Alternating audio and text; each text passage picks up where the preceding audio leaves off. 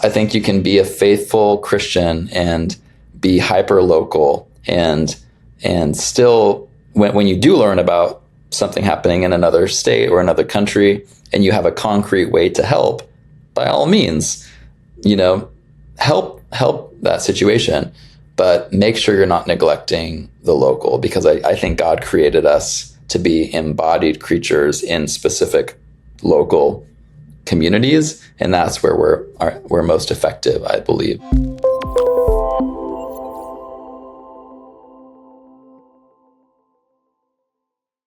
Welcome to the broadcast. This is Michael Easley in Context, and today my guest is a returning guest. We had Brett McCracken on a few weeks ago, and the conversation went too quickly, and Brett was kind enough to come back and give us a part 2 on his book.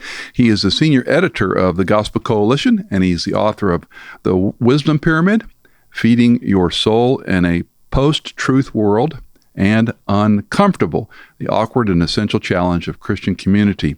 He lives in Southern California with his family, and the new book is called Scrolling Ourselves to Death, which we talked to Brett about last time. He and Ian Mesa have co-edited the book with a contribution of many authors, and we barely got past the introduction in chapter 1 last time, Brett, so thanks for coming back to talk to me. Yeah, no, there's a lot to cover with this topic, so happy to be back to continue. Now, I know you're on travel and jumping around the country a bit, but did you see this MIT report that just dropped a couple of days ago on the study of ChatGPT? Yes. I thought that'd be a good thing for us to just bounce around a little bit before we get into 2 particular chapters. It says 47% drop in neural connectivity, and for those of this, let me back up a little bit. So they used a system where they hooked this mesh onto these folks for 4 months on and off. And it was a study about AI users, and they did a large language module, LLM assisted.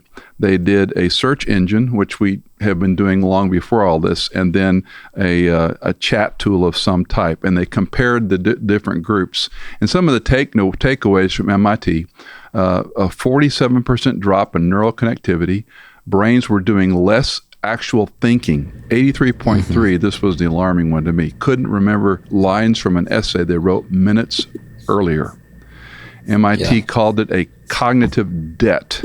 And this one other quote I wanted to read, it was teachers, and it was just 2 English teachers, to be fair, but they were talking about reading these reports, and they said some essays across topics stood out because they had close to perfect use of language and structure, simultaneously failing to give personal insights or clear statements. They went on to say, we perceive these essays as soulless in a way. Many sentences were empty with regard to content and lacked personal nuances. Then they talk about they value individuality and creativity over objective perfection, and it was reflected in lower content, while language structure and accuracy rated higher. So anyway, it's an interesting sort of component from what you've been writing about. Yes. Yeah, I mean, in some ways I wasn't surprised at all with the results of that MIT study, because it's kind of, to me, it's like common sense. If you start using AI to do your thinking for you, basically, like, it's going to make you a worse thinker, because in order to have a muscle that is honed, you have to practice. You have to keep those muscles active. So in a world where people are increasingly able to just kind of farm out their intellectual tasks to AI chatbots, we're not practicing our mental cognitive muscles, and they will atrophy, right? Muscles atrophy when you don't use them. So I'm worried about that. I think we're already in what I think is like a cognitive crisis, and the internet shaped brain, which it's been well documented in books like Nicholas Carr's The Shallows, which is now, I think, 15 years old, that book. Another one is Marianne Wolf's book, Reader Come Home, where she talks about how the internet has rewired our brains to be less able to read and to retain kind of reading retention.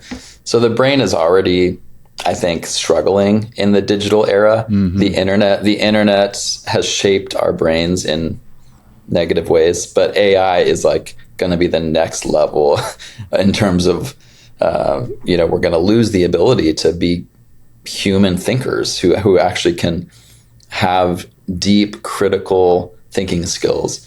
And that's obviously for Christians, that's a big problem that we need to prepare for. I don't know if you're old enough to have watched the first H.G. Wells movie, The Time Machine. No. The book is one thing, and the movie, I forget the actors, but I remember watching it as a kid.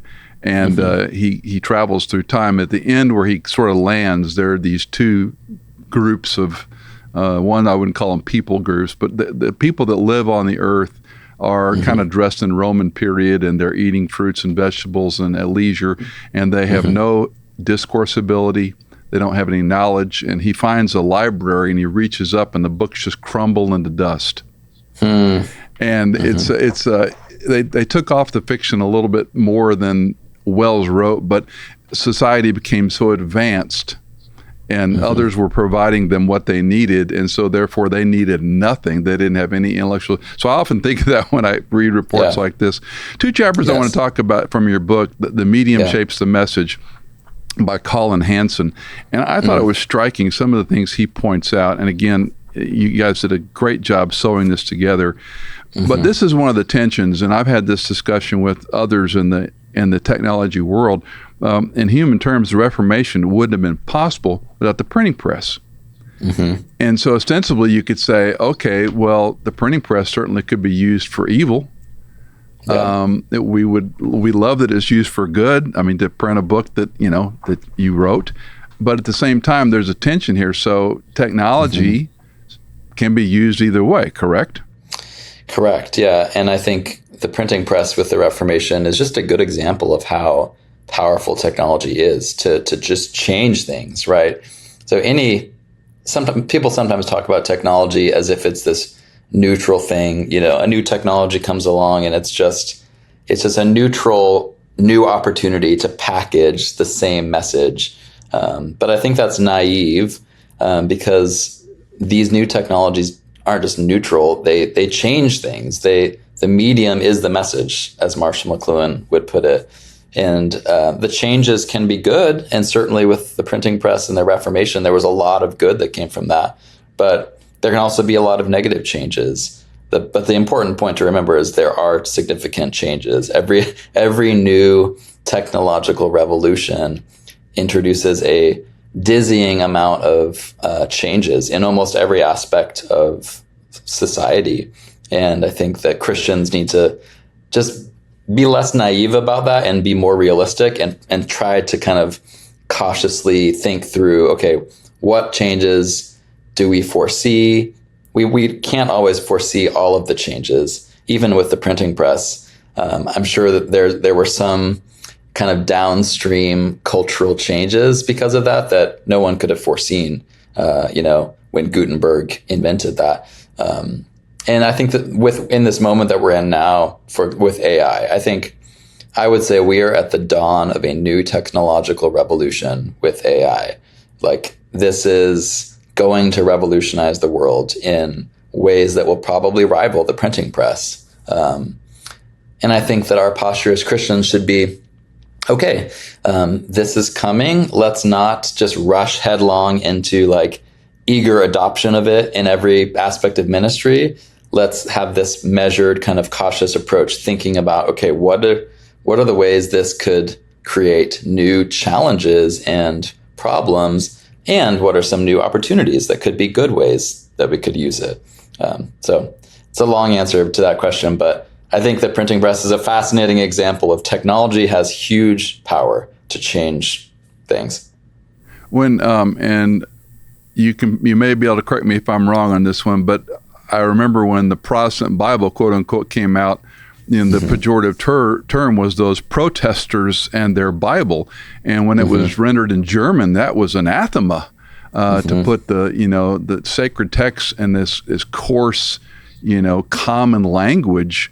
And so even at that, ostensibly, we would say, well, see, that was from one side of the church's perspective, a misuse of technology.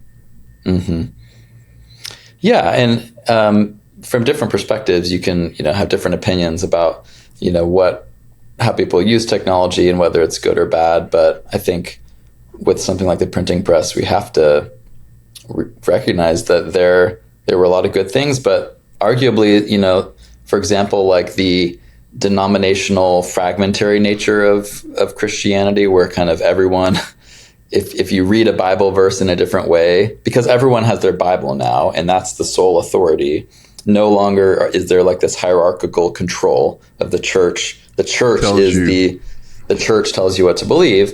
And it was a good thing, right? We Protestants, we believe it was ultimately a good thing that the Bible got into the hands of every person and you could kind of read it for yourself.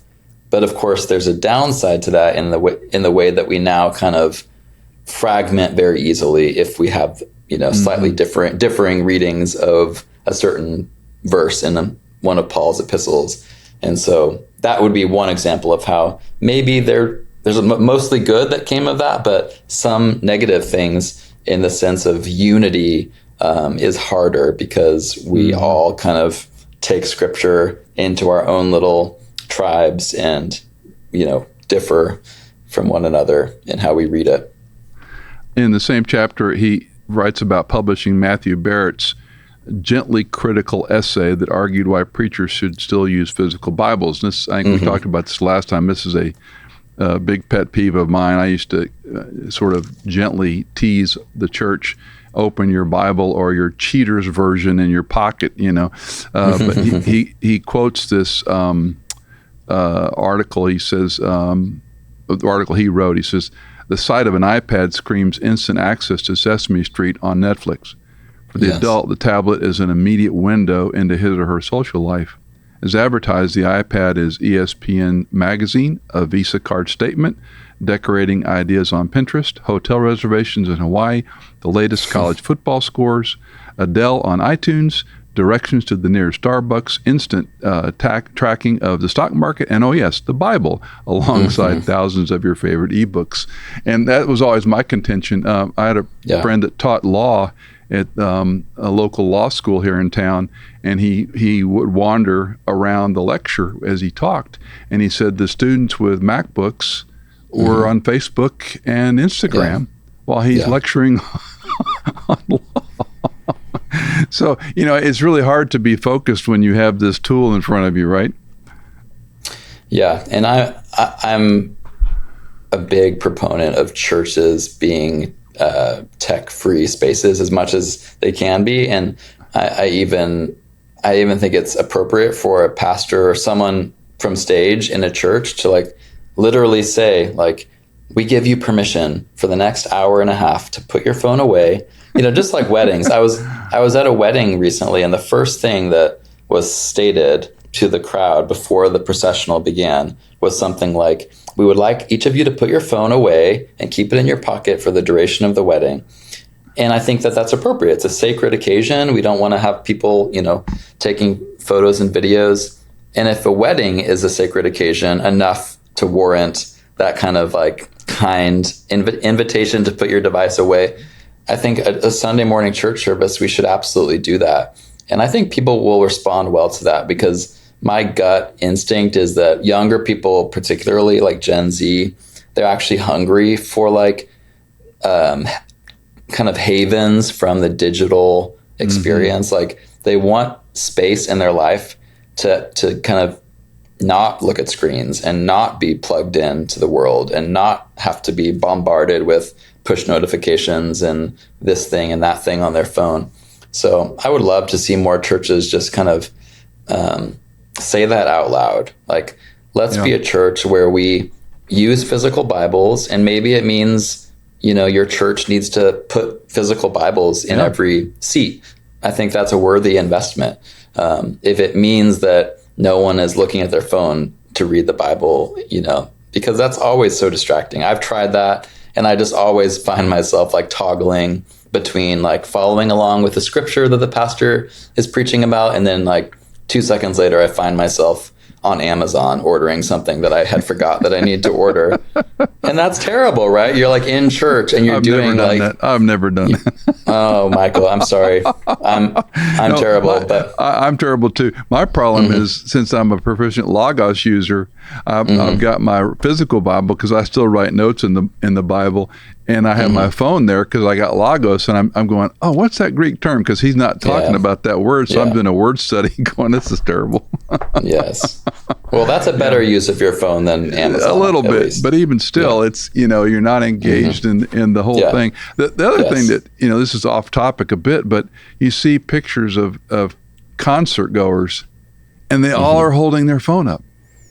Yeah. You're in an environment where sight and sound and looking, your phone will never capture what your eye can capture looking at an artist or a drummer or a guitar player or whatever, the pyrotechnics. You'll never capture that no matter how great your phone is. And it just seems so nonsensical to spend that time, money, and energy to get somewhere and then do this for 2.5 hours. It's the same situation at like the Grand Canyon or like any like Old Faithful. Like you look around and there's this beautiful like God's creation right in front of you, and everyone's instinct is to take out your phone and like capture a video, as if the video of that you can maybe put on Instagram later is more important than it must be, right? Than you encountering that, immediately. So let's talk about the chapter you wrote, Reconnect Information and Action. Let me read a couple of highlights and I'll get you to respond. It's natural that these things provoke us and inflame our hearts to want to do something. Yet what we can do with this abundance of troublesome information, aside from being informed about it, or this question, informed about it, information bombards us, but action is elusive. I'm convinced this dynamic is one of the major sources of anxiety and mental unhealth in today's information age. It's something Postman warned about in what he called the information action ratio. And this is interesting, I thought, because, and you outline a number of things where we become anxious because the more information we have, but we're not doing anything about it, and that creates this tension. Yeah, I think that Postman's idea, which I'll briefly kind of summarize, he had this idea that humans are created to have a pretty even ratio between the information that came into their brain and the action that they could take because of that information. And if you think about that, it's true. For most of human history, you were only aware of things that, were happening in your local village, or maybe like the slightly, further flung neighboring villages. And that information was actionable. You could, if there was a problem, if there was someone in need that you heard about, you could actually like do something tangibly to help. But what Postman was highlighting was with the onset of the telegraph and then radio and TV and other mass communication forums, suddenly we are bombarded with information from far-flung corners of the world that we can't really do anything about. It's only information that we carry in our brains that is frightening. It rightly kind of inflames our emotions. We get upset when we hear about an injustice happening on another continent, or right now, today, there's like war in the Middle East, and there's like plane crashes, and like all day, every day on our social media feeds, we are getting this flood of information, but very little of it we can respond to with tangible action. And that when we have an out of balance ratio of information and actionable information, it makes us crazy. It makes us anxious. It makes us have an overinflated sense of the world it's like doomsday is near. Everything's falling apart because everything that my media feeds is showing me is just like bad news, horrific headline after horrific headline. So there's a lot of reasons why I think it's bad for our mental health to be fed this steady diet of information about which you can't really take action. So in the chapter, I go through some ideas for how you can kind of create a more even information action ratio, and how you can channel some of your emotions when you see things happening on your feed. into practical action. But I do think this is a big problem that's causing a lot of mental unhealth in today's world. Well, the convicting part for me was how many times I will start a conversation with, did you see this news on? Yeah. I read a report today. I read something in Wall Street Did you hear about that? Yeah. Have you heard this? Yeah. And that's become almost a lingua franca, you know, and then we're all ready to pile on our opinion as though, I think I mentioned this again last time, when we lived in the Northern Virginia, D.C. area, they call Potomac fever. You think you're going to make a difference. And as you get near the Beltway, you know, there is no local news. All news is national, international news when you live in that area. No one watches a local news channel. And the point being that you feel like you're important, you are in the know because you're 1 degree separated from a lot of important things. But just because you know information, to your point, and that's, I would say, my political engagement the past, 30 years is in no small part because of that mindset. And the people that we read a lot of books together, we read a lot of articles together, we follow certain authors we like, commentators we like, and we talk about this chatter, and oftentimes I go, it doesn't matter. But there is a tension. Some things, you talk about a village and a city and being involved in local church, really hands-on doing things in that local church, helping, ministering to people you know, precious, wonderful, important. But I can't unplug from world affairs. To me, it was important to know what happened this weekend when we sent jets and bombs over to Iran. And that's like, I don't want to dislodge from international information. Yes. Yeah, I feel that tension too, because I think I lean a bit towards kind of being a news junkie and just finding it really interesting to kind of know what's happening globally and nationally. But in my own life and household, it's interesting because my wife is the polar opposite. Like I could mention to her today, like, you know, do you know what's going on with the Middle East and Iran and Israel? And she wouldn't know. You know, she's like busy as a mom. She has a job, like, and she's just all in on that. And sometimes I'm like, I feel judgmental, and I'm like, you should know.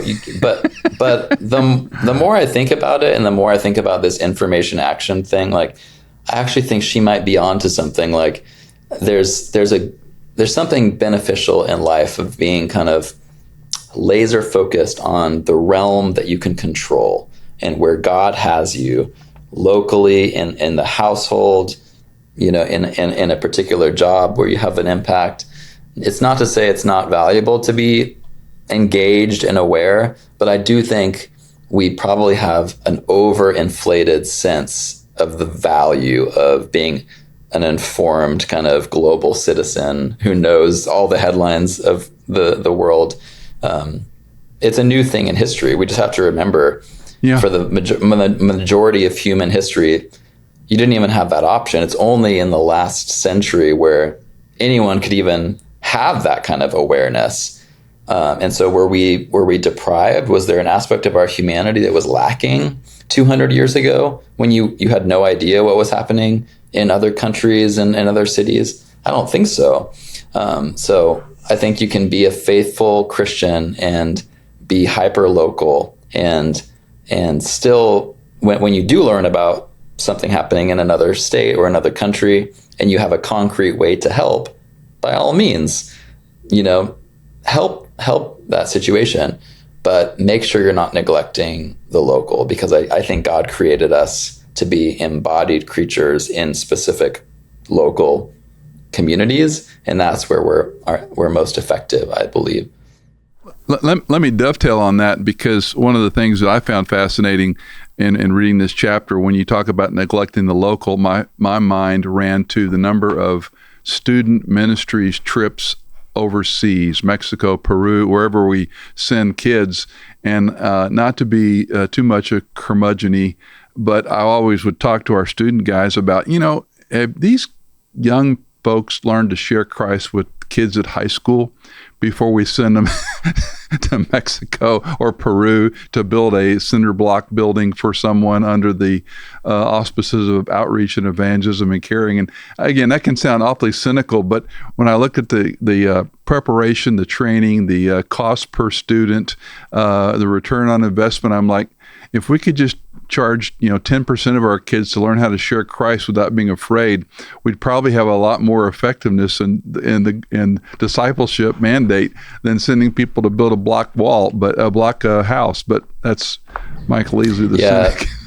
Well, I mean, that's probably a whole nother conversation, but I do think that it's the same tension, right? And I think it's probably like a both and. It's good to have experiences of the global church, and I personally have done international ministry and missions, and those have been very formative experiences for me. But you don't want to only do kind of the global experiences without also being passionate and interested in sharing Christ with your neighbor, in your own backyard, to your point.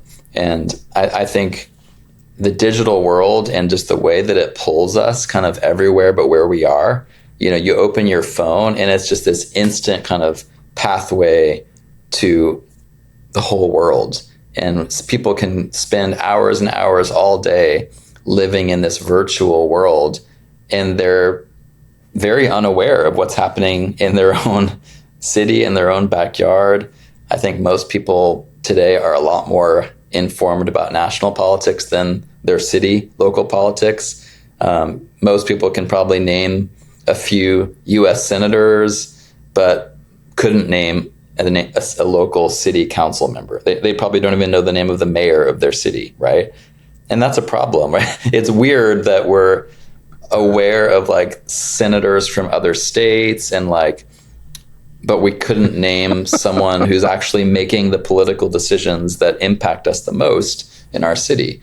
And that's just one of many examples of this kind of distorted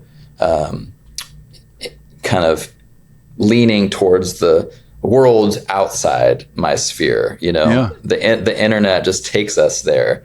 It opens those doors to kind of have everything, all the drama of the world can engage your mind and your passion, but oftentimes at the expense of being passionate about where we live and where God has us in the local.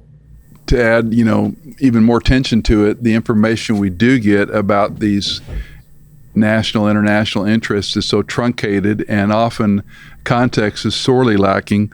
Yes. I had to smile and grimace when you cited the millions of Gen Zers who posted a blank black square on Instagram June 2020, Blackout Tuesday, to protest police brutality. And you go on to say how many have ever had a conversation with a police officer in their own neighborhood. Weirdly, in some ways, it makes perfect sense. I had great camaraderie with many police officers over the years, because one friend who was a police officer at the first church I served, he said, your job and mine are a lot alike. And I went, explain that to me. And he goes, well, you're this good cop, and you can be suspicious of people all day long because you don't really know what's going on. And you've got to develop this sense of, am I trying to help this person, or is this person safe? And we hit it off wonderfully after that because of this sort of weird camaraderie. And even to this day, I go out on my way to talk to anyone in uniform and not just tritely thank them for their service, put my hand on their shoulder, say, thanks so much. I know it's a hard job you sign up for, but a lot of us, and it's interesting that the part to me that was more even egregious than what you pointed out was they don't know the story. They don't know what really happens, but just with social media's reach, you can create something that might be, maybe it's significant, but maybe it's insignificant into this huge thing, and it really wasn't that big of a deal after all. Yeah, the internet and social media has a way of creating these narratives about people, about types of people, and you can start to believe the narrative, which tends to be skewed and partisan and inflammatory, without ever actually doing the work of investigating with a real person from that community, or I remember during the COVID pandemic, in the early days of the pandemic, which I know we all want to forget that, but the data and the theories about what exactly is going on, it was all over the place. The internet was just full of like crazy theories. Is COVID, real? Is it fake? Is this all propaganda? Whatever. And I found it so helpful early in the pandemic to just go to my friends in my actual church who are doctors, who are scientists, and just lean on them, real people who I trust, instead of going with the internet and what social media was saying, which, is not the most trustworthy source. It's better, I think, to like reach out to people on the ground in your community and have real human to human conversations about things. And that's true of any topic. If you find yourself on like a political topic, just kind of you see that you're being formed more by the internet than actual people in your life who might have some expertise in that area or might have something to say. Just invest in those actual like over the table coffee conversations with real people. I think that's so much more fruitful than social media narratives and internet narratives. Yeah, to the point, because in the beginning of the pandemic, there was division even within those communities. The church I served, half of the folks were like herd immunity. It's no big deal. Don't do the vax, and half of them were adamant for the distancing. And we spent thousands of dollars having the building cleaned, and putting the 6 feet markers out. And it was interesting because our church, we probably lost, let's say, just to use a round number, we lost 100. We picked up 250 from other disenfranchised churches who their community local had said, we're not going to meet. You only have 100 people in the auditorium of 800 or whatever. And boy, it was divisive even within, this community of trusted people, to your observation. So it was interesting to navigate that. I just kept telling people, you're an adult, make a decision. I've made my decision. I'm not mandating, what I do, but make a decision. And if you want to stay home and stream, go ahead. But I'm going to go to church, and I'll respect your, distance or whatever. But that's one I think we're still going to unpack for an awfully long time. Yes. In some ways, I think that was just one example of a dynamic that I think is a real problem in the church, which is it's this dynamic where the internet is forming people. So all the Christians in pews, all of our church-going people are also individuals who spend a lot of time on the internet, and they're only being formed 1 day a week at church, or maybe 2 days if they go to like a midweek Bible study in their church. But the rest of the week, they're being formed deeply, often spiritually, by influencers they listen to online, YouTube shows, podcasts. Like, the voices that are forming them on the internet are often very powerful. And so we have this dynamic where even the people who come to our churches, they're coming with opinions that are very strong, that are formed in this kind of ether of the internet.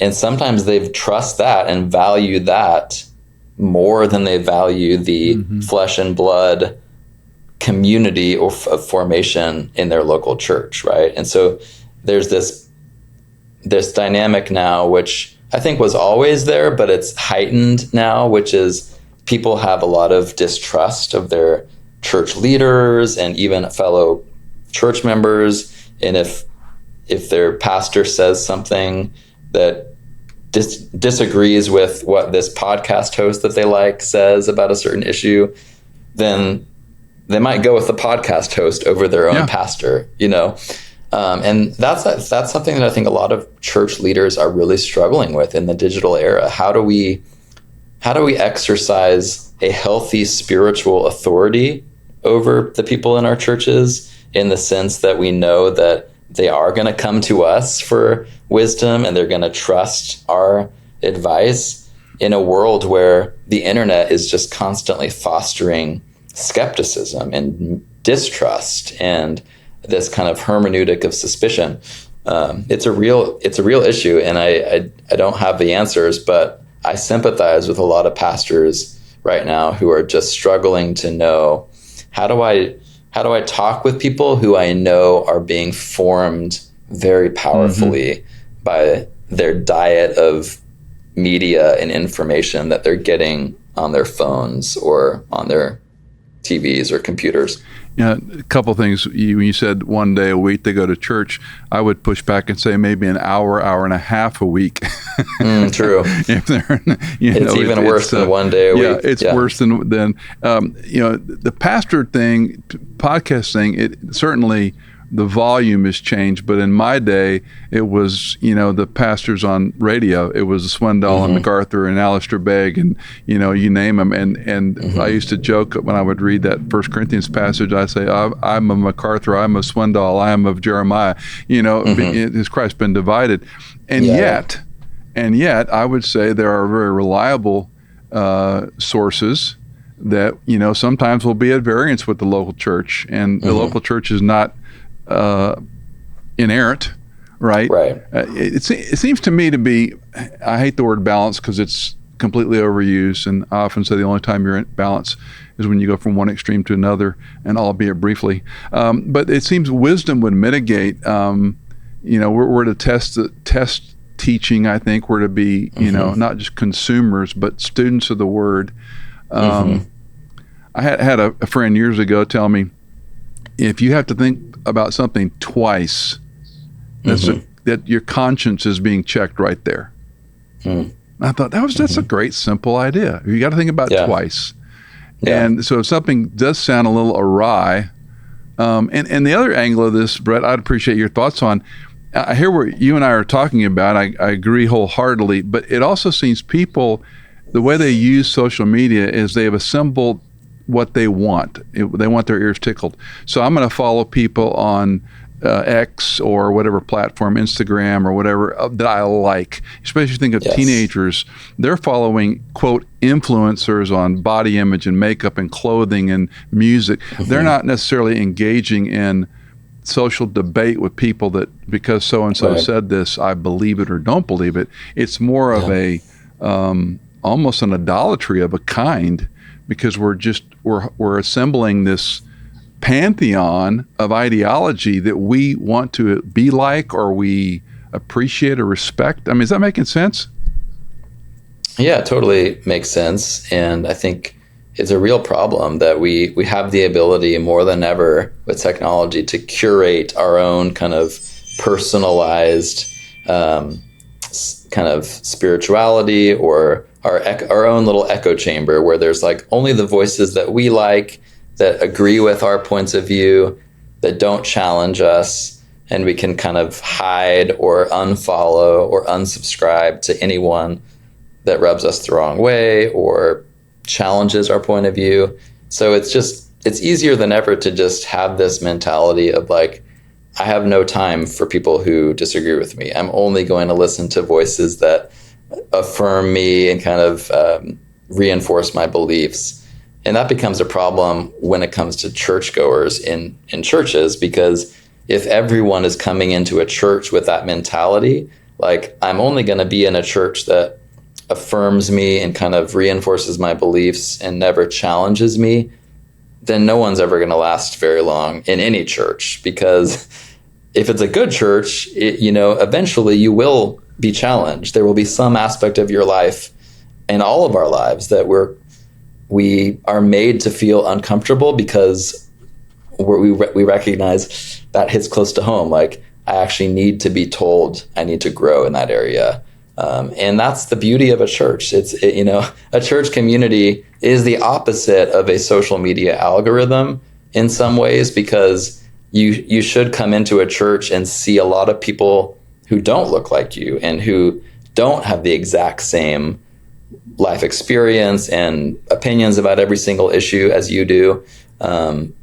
But you're there together because the Spirit of God is working, to form you in the likeness of Christ. And that's that formation is rocky at times. There's friction. There's challenges that will come, and it's not the easy kind of consumer friendly path that social media makes possible for you, where you can just kind of opt in and opt out and follow and unfollow as it suits you. A church is a place you commit to for better or worse, right? Kind of in the same way that a marriage is for better or worse, in sickness and health. Like, there will be good days and there will be hard days if you commit to a church.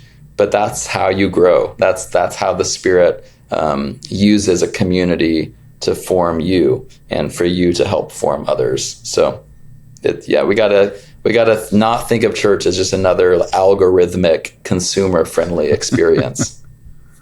Mm-hmm. So I can't just unfriend my church, what you're saying. You shouldn't, but people do. I think a lot of people are starting to like view church as something that they can just unfollow the first time that the pastor has a sermon that rubs them the wrong way, right? So yeah, it is a thing. It is a dynamic. It is a thing. The book is Scrolling Ourselves to Death. Brett McCracken, one of the general editors, along with Ivan Mesa. And it's a Crossway publication. It's easy to pick up anywhere you purchase things online. You can find it from Crossway, from any browser you use. Check out the book. It'd be a great tool if you're a student ministry leader, a college leader of some kind, or want to host a Bible study for parents that are watching their kids addicted to their phones. And one final thought that reminded me, I had a question on our last YouTube, and it was about addictions. I was talking about to a question someone had asked about a young adult that was addicted to substances, and the parent asked me, could the same addiction treatments be applied to his son who was addicted, quote unquote, to video gaming at night? I think so. I mean, I think screen addiction in general, there's more and more science that is saying that the same kind of psychological dynamics that are going on that make someone addicted to substances, alcohol, cigarettes, pornography, like all of that. It's also why people get addicted to video games, social media, the internet, and so. Yeah, I think churches that have like Celebrate Recovery programs for different addictions like should think about providing groups where people who are addicted to their phones can come together and be accountable to that and try to grow out of that, because I think more and more our society is going to see smartphones as in the same category as cigarettes and alcoholic beverages. It's a highly addictive substance. In this case, it's a device. It's not a substance, but it's highly addictive.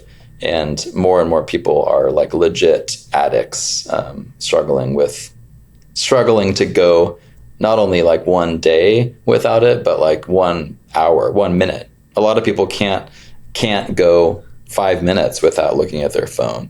And that is like addict behavior.